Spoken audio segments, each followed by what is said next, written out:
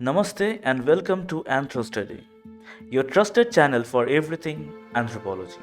I am Roy and today we are diving into something every NTA NET aspirant in India needs who is studying for anthropology, the latest question paper of 2023 December. I'll be walking you through each questions with detailed explanation to ensure you not only get the right answers but also understand the concept behind them. That is the main target of this channel. It's not only the questions and answer. What is the if there will be the four options, if one option is correct, why not those other three option is correct? We will also investigate that. So whether you are revising or just beginning your preparation for the upcoming exam, this video is here to guide you. So let's get started. So I have divided this video in a few parts. So in the part 1, I have included only 11 questions and their solution. So the first question, in which of the marital unions the coefficient of consanguinity is likely to be the least? Okay, fine. We know that marriage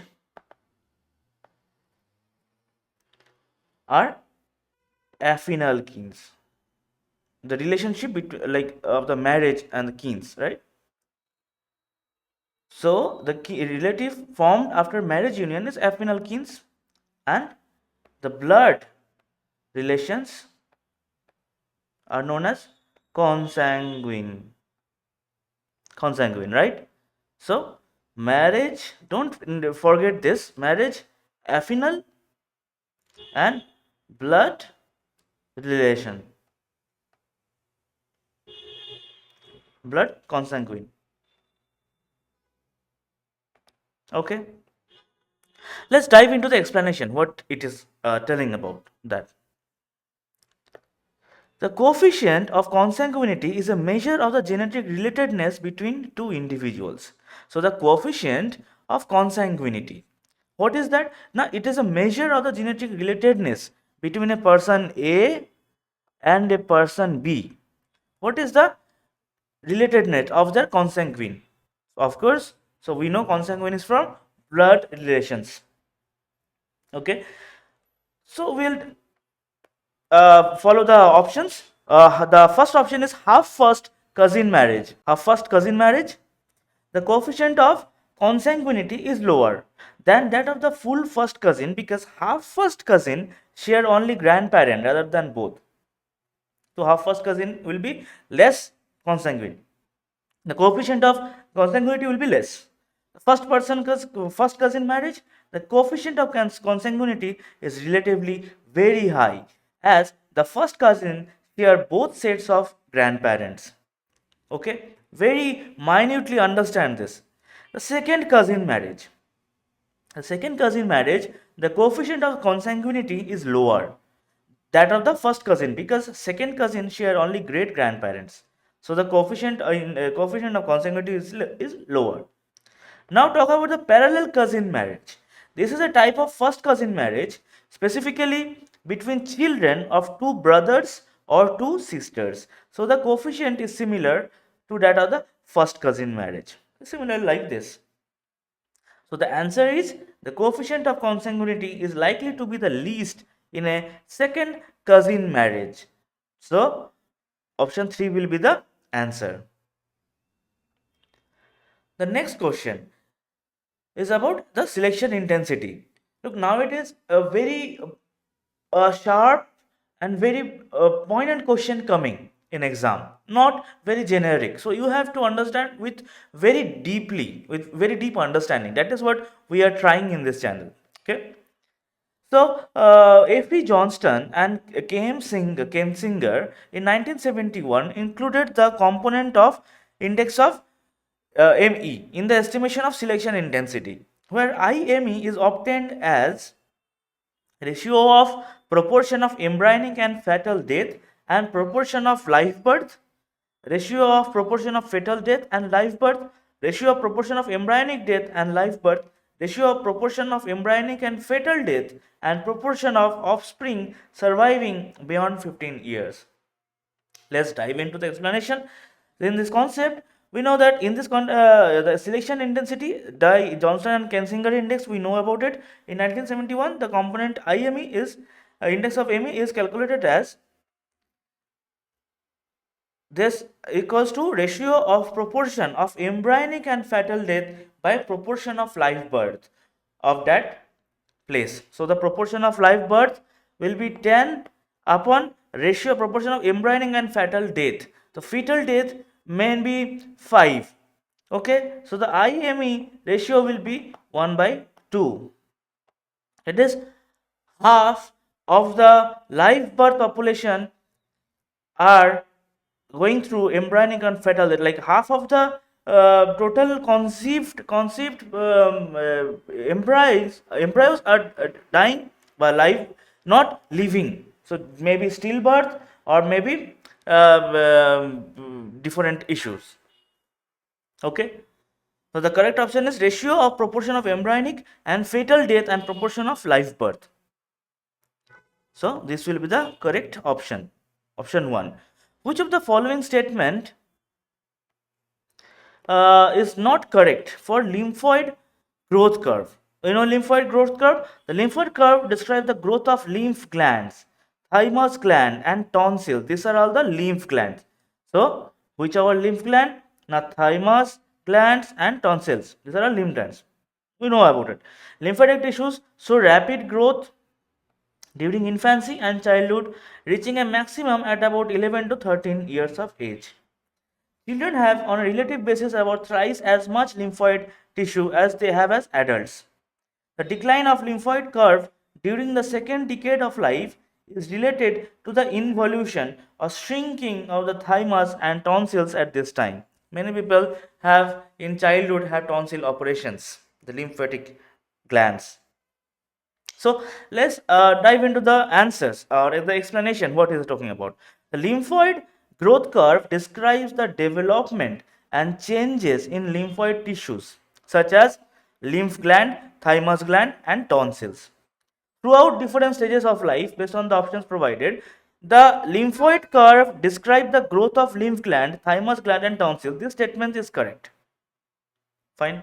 Lymphatic tissues show rapid growth during infancy and childhood, reaching a maximum at about 11 to 13 years of age. This statement is correct. We know from 13 to 16, major of our like friends, relatives, if from that age suffer from tonsil gland. Sometimes they have to operate it. So children have on a relative basis about thrice as much as lymphoid tissue as they have as adult. This statement is incorrect. While children do have lymphous tissue relative to their body size compared to adult, it is not typically described as thrice as much. You cannot describe thrice as much. There is no clinical concept about it. The amount is relatively larger but not specifically 3 times as much. This is what I am talking about. That maybe it will be more in children but not as 3 times. So this will be wrong. So just notice that if you only read the options, you will get, yeah, from children, having more number of lymphatic vessels, and you will notice and point out a different wrong answer. You can have a wrong answer. But look at the change here, only thrice as much, only this word making this statement incorrect. So next point, the decline of the lymphoid curve during the second decade of life is related to the involution or shrinking of the thymus and tonsil at this time. This statement is also correct.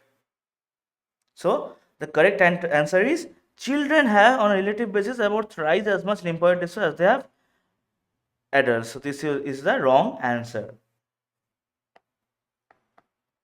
This is the wrong answer. This is the incorrect one. So what we know from here, that we have lymph glands, thymus gland and tonsil. Those are the lymphoid tissues and lymphoid glands, lymph glands. The lymphoid glands curve describe the growth of lymph gland, thymus gland and tonsil. This statement is correct. Fine. Lymphatic tissues show rapid growth during infancy and childhood, reaching a maximum at about 11 to 13 years of age. Perfect. The decline of the lymphoid curve during the second decade of life is related to the involution or shrinking of the thymus or tonsil at this time. Okay. Next question. In a positively skewed distribution, the mean value is the highest compared to mean and the modal values. The modal values is the highest compared to mean and median values, or the median value is the highest compared to mean or the modal values. Mean and median values are the same. So these are the options. Let's go to the explanation.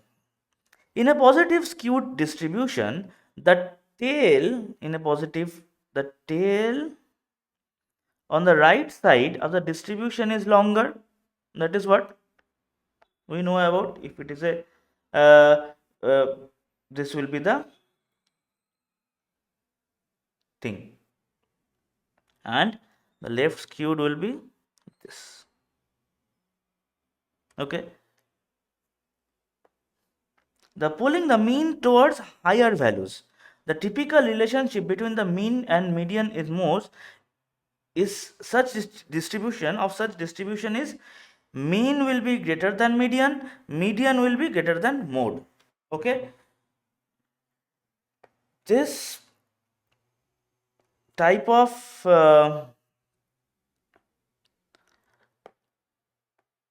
explanations is very important for the exam point of view. Okay,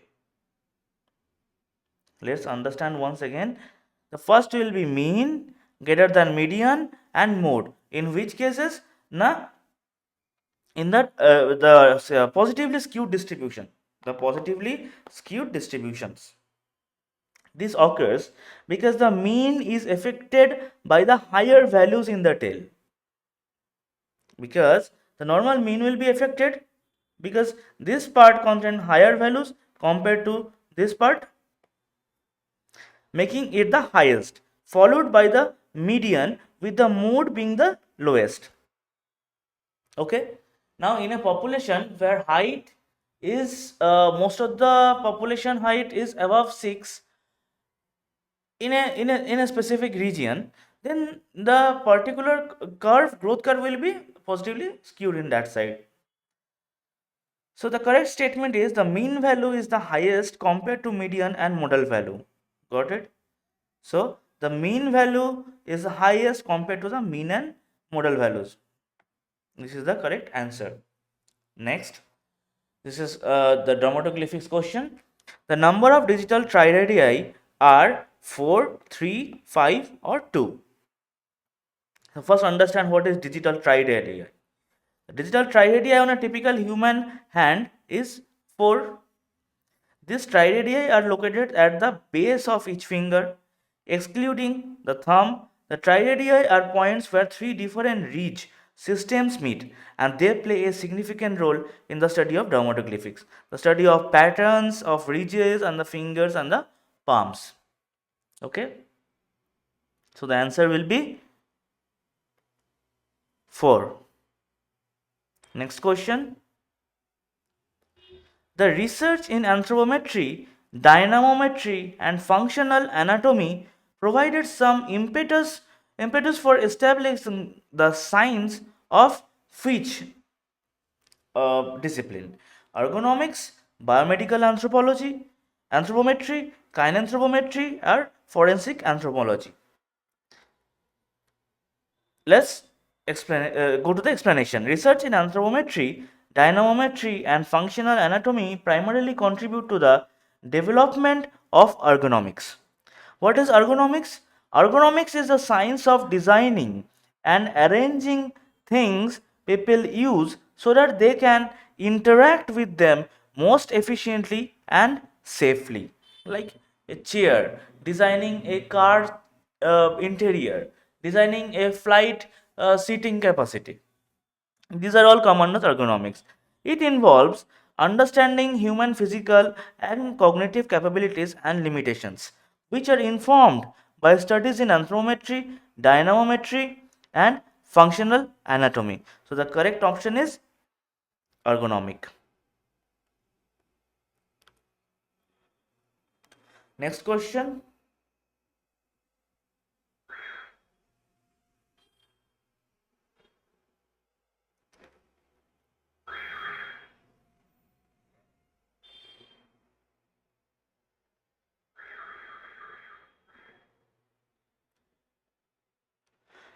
Which of the following is not a serum protein? Transferrin, serum albumin, haptoglobin, or G6PD? Which is not a serum protein? So the correct answer is G6PD. Glucose 6-phosphate dehydrogenase. G6PD is an enzyme involved in the pentose phosphate pathway, which is important for red blood cell metabolism. It is not a serum protein. The other options, transferrin, serum albumin, and haptoglobin, are all serum proteins. The correct option was G6PD. The next, while total fertility rate TFR is probably the most useful measure of fertility, it is a poor measure of population growth since it does not take into account which one, which option, mortality rate, migration rate, adolescent sterility rate, or pre-adolescent mortality rate. While total fertility, if I am studying total fertility rate, is probably the most useful measure of fertility, but this is a poor measure of population growth.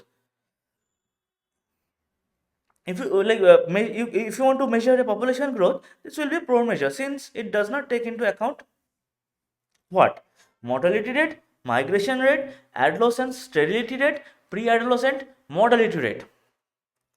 Total fertility rate is a measure of the average number of children a woman would have over her lifetime if she experienced the current age specific fertility rate.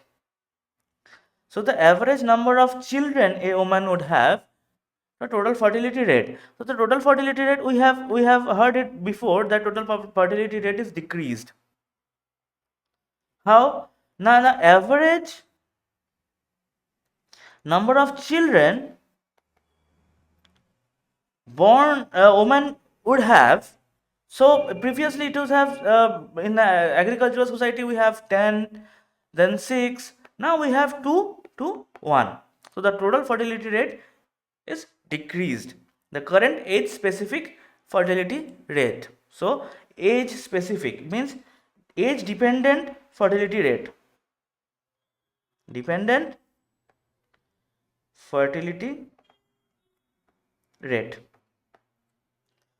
While TFR is useful measure of fertility, it does not account for factors that directly impact population growth, such as mortality or migration, because these indexes are helpful to study the population growth, the mortality of the population, the migration of the population.